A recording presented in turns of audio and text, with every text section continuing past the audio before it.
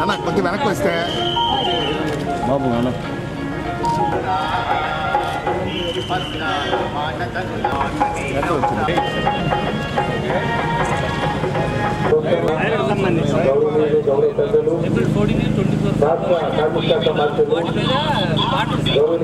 శ్రీ ఇందిరా ప్రసన్నారాయణ గారు, అదేవిధంగా శ్రీకాకుళం జిల్లా కలెక్టర్ గారు గౌరవ కార్యక్రమాన్ని జరుగుతుంది.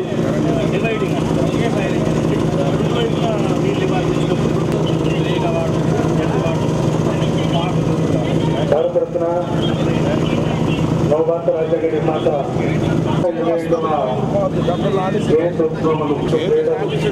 బాధ్యులు గౌరవనీయులు ఇందిరా రవికుమార్ గారు, అందరూ కూడా పెద్దలందరూ కూడా జోహార్ బాబా సాహెబ్ అంబేద్కర్, జోహార్ బాబా.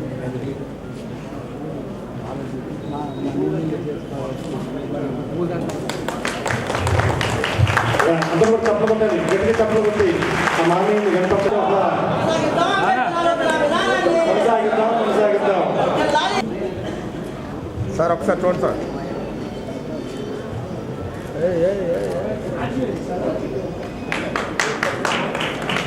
మనకి ప్రభుత్వం నుంచి రావడం జరిగింది sir. Chandranna executive director SC corporation ద్వారా ట్రైనింగ్ కార్యక్రమాన్ని దళిత చేసి అందరూ కూడా మరి వాటిని అందజేస్తున్నారు. అందరూ కూడా గట్టి చెప్పడం బట్టి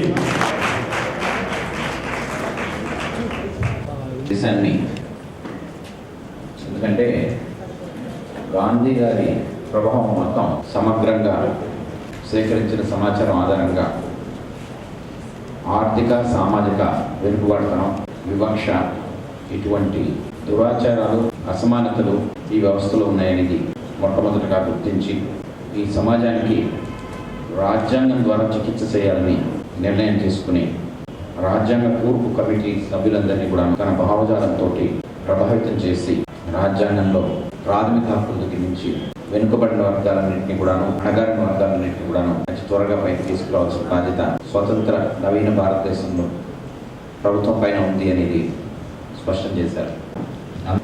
మనం ఏదైతే ఎదురుగానో అట్టడుగులు ఉన్న వారిని పూర్తి స్థాయిలో పైకి తీసుకురాలేకపోయాం కోట్లేదు.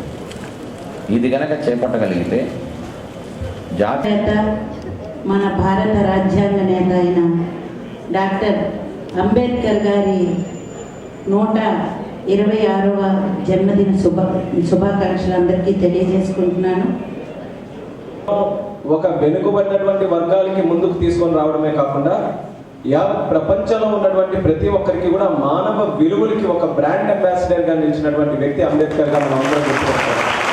ఎందుకంటే రాజ్యాంగం అదేదో 4 పదాలు 4 అక్షరాలతో కూడుకున్నటువంటి మాటలు కాదు.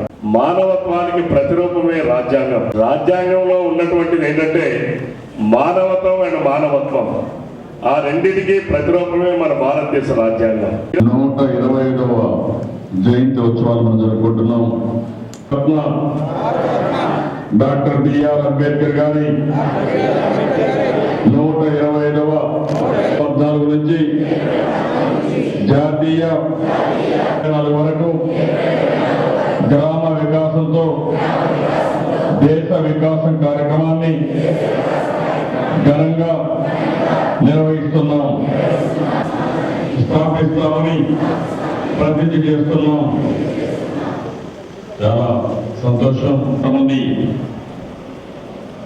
అంతేకాదు హిందువులకి ప్రతి ఒక్క భారతీయుడు అనుసరించాల్సింది, ఆచరించాల్సింది.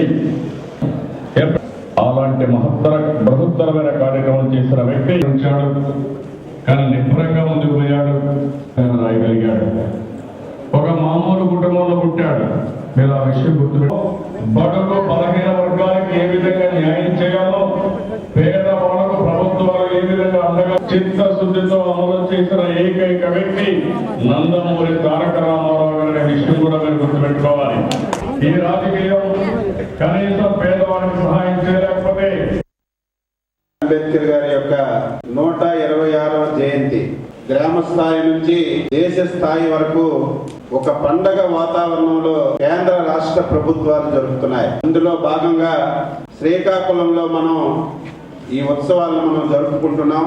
ప్రతి సంవత్సరం జయంతి జరుపుకుంటున్నప్పటికీ కూడా ఈ సంవత్సరానికి ఒక ప్రత్యేకత ఉంది. 125 సంవత్సరాలు పూర్తి చేసుకుని 126వ సంవత్సరంలోకి అడుగు పెట్టాం. దీనికి ఎంత ప్రాధాన్యత ఉందంటే భారత పార్లమెంట్ లో ఒక రోజంతా కూడా ఈ ఉత్సవాల్ని ఏ రకంగా జరుపుకోవాలని చెప్పి పార్లమెంట్ లో రోజంతా కూడా చర్చించినటువంటి సంగతి కూడా మనందరికీ తెలుసు. దీనిని ఆదర్శంగా తీసుకొని రాష్ట్ర ప్రభుత్వం, ముఖ్యమంత్రి గారు శాసనసభలో 3 మాసాల్లోనే 2 పర్యాయాలు పూర్తి స్థాయిలో అంబేద్కర్ గారి యొక్క 125 పూర్తి చేసుకొని 26వ సంవత్సరంలో అడుగు పెడుతున్నటువంటి సందర్భంలో ఉత్సవాలు ఏ రకంగా జరుపుకోవాలి, ఈ కార్యక్రమం ద్వారా మనం ఏదైతే బడుగు బలహీన వర్గాలకి ఎంతవరకు న్యాయం చేయాలనేది రాష్ట్ర ప్రభుత్వం చాలా ఉత్సాహంగా ఈ కార్యక్రమాలన్నీ కూడా చేపట్టింది. నేను గొప్పగా చెప్పుకోవడం లేదు, ఒక ప్రయత్నం చేద్దామని, చిత్తశుద్ధితో ప్రయత్నం చేద్దామని, దీని మీద ఫోకస్ అప్రోచ్ తీసుకుందామని ఈరోజు ప్రభుత్వం పైగా కూడా దళితులకి చేరే విధంగా కృషి చేద్దామని ముఖ్యమంత్రి నుంచి మా వరకు అందరం కూడా చిత్తశుద్ధితో ప్రయత్నం చేస్తున్నాం. దానికి శ్రీకాకుళం జిల్లాలో ఎక్కడ దళిత వాడికి వెళ్ళినా సరే సిమెంట్ రోడ్ ఉండే విధంగా కార్యక్రమాలు చేస్తున్నాం. దానికి తప్పనిసరిగా ఈ సంవత్సరంలోనే శ్రీకాకుళం జిల్లాలో పూర్తి స్థాయిలో అభివృద్ధి చేస్తామని ఈ సందర్భంగా తెలియజేస్తున్నాను. ఈ రోజు కార్యక్రమాలు చేస్తూ తర్వాత బిడ్డికి రామకృష్ణ గారు మీరు డిస్ట్రిక్ట్